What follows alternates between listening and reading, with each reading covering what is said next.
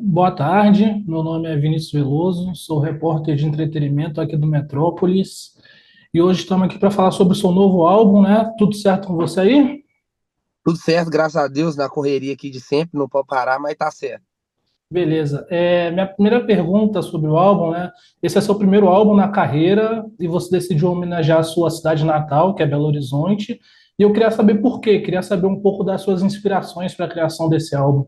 Então, eu decidi fazer esse álbum no pique, né, que a gente chama assim, né, no estilo do funk de BH, porque eu tenho 9 anos de carreira hoje, e o funk BH sempre foi o que eu trabalhei, né, fielmente, já fiz outros estilos, assim, esporadicamente, mas é a minha essência, digamos assim, né, e também como uma forma de, como é que eu posso dizer, como uma forma também de levantar a bandeira, né, o funk de BH cresceu muito nos últimos anos.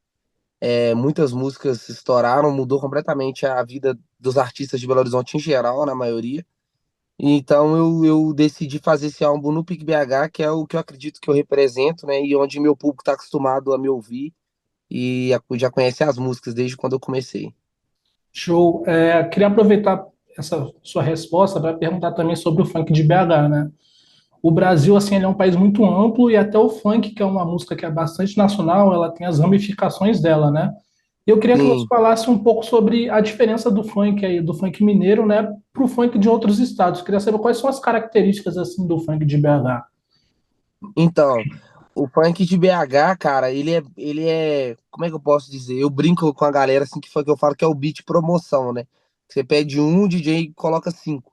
Que é o funk de BH, parece que é uma mistura, sabe, de beats assim, tem muita melodia.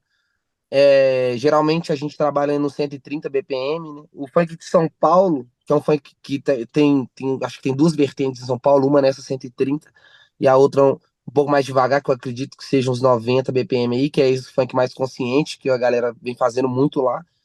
E também tem um 130 lá, que é a mesma velocidade de BH, porém a produção é diferente, né? O funk de Belo Horizonte tem muito o beat tem vários timbres, sabe? São várias coisas que o DJ coloca no beat, e geralmente o de São Paulo é um beat mais linear, sabe? Não tem muitos timbres diferentes, geralmente é um instrumento só ou dois que fazem o beat em si.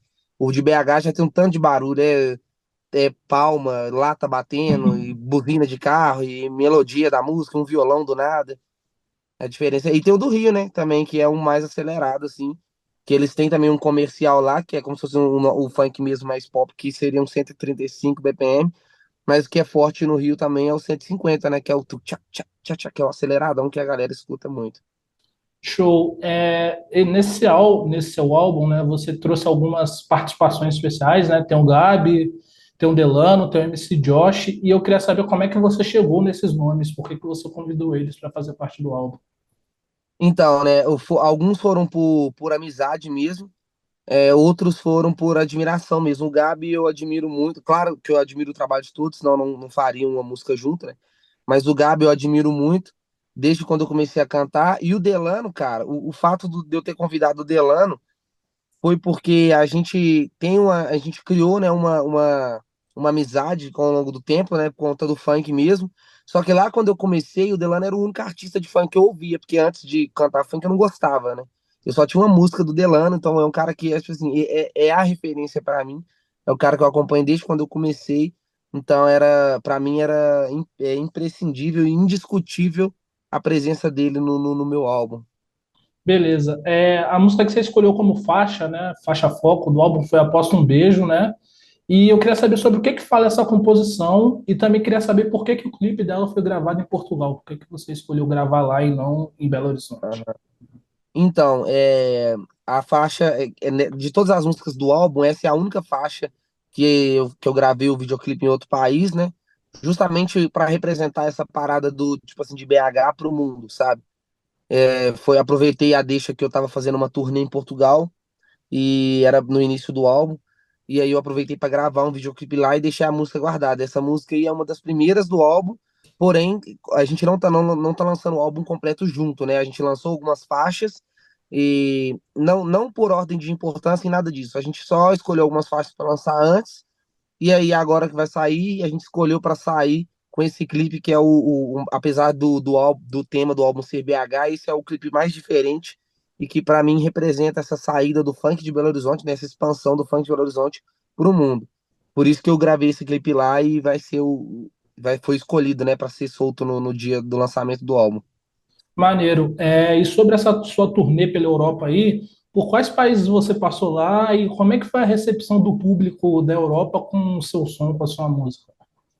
Cara, eu fiz duas turnês na Europa. A primeira foi ano passado, que foi na época que eu gravei esse clipe.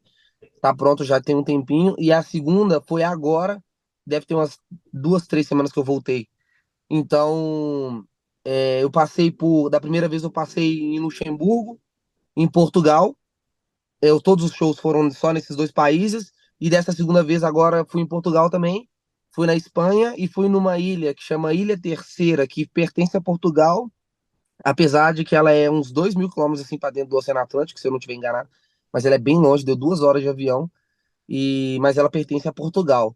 Tem uma base lá da Norte Aérea Americana, mas é uma ilha pertencente a Portugal. Eu assustei aqui que a mulher quase bateu aqui na porta do meu carro.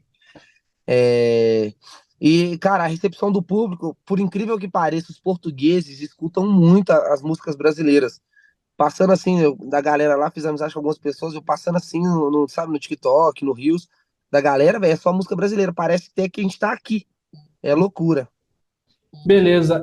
Eu tenho mais duas perguntas aqui para você antes da gente fechar.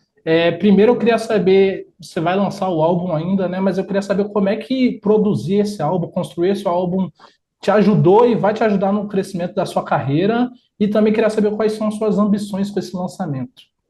Então, cara, ter um álbum acho que é muito importante, né? E a minha ideia é justamente, né? Opa, deixa eu equalizar isso. A minha ideia é justamente de ter lançado esse álbum, principalmente para agregar mesmo na carreira. É importante o artista ter um álbum. Então, assim, acredito que durante todos esses anos que eu trabalho com música, durante a maior parte do tempo eu tive produtora. E assim que a minha produtora acabou, deve ter mais ou menos um ano e pouco, que eu tô trabalhando sozinho. Então, que eu comecei a focar mais nessa construção da carreira a longo prazo. Então, né, antigamente a gente preocupava só em fazer música, estourar música, até estourava música esporadicamente, mas hoje eu tô mais focado na carreira em si, na construção da carreira a longo prazo. Por isso que eu tive essa ideia de fazer esse álbum, que eu acho muito importante para a carreira do artista ter um álbum em algum momento. Não um, né, vários, mas dar o primeiro passo, né? E eu demorei anos para poder fazer isso. Então, acredito que agora eu tô na gestão certa e por isso que estamos metendo marcha nesses projetos agora. Beleza. Eu queria agradecer você aí pelo tempo disponível, desejar sucesso com o lançamento aí do novo álbum. E é isso. Precisando, estamos por aí. Valeu? Valeu, obrigado. Valeu. Um abraço.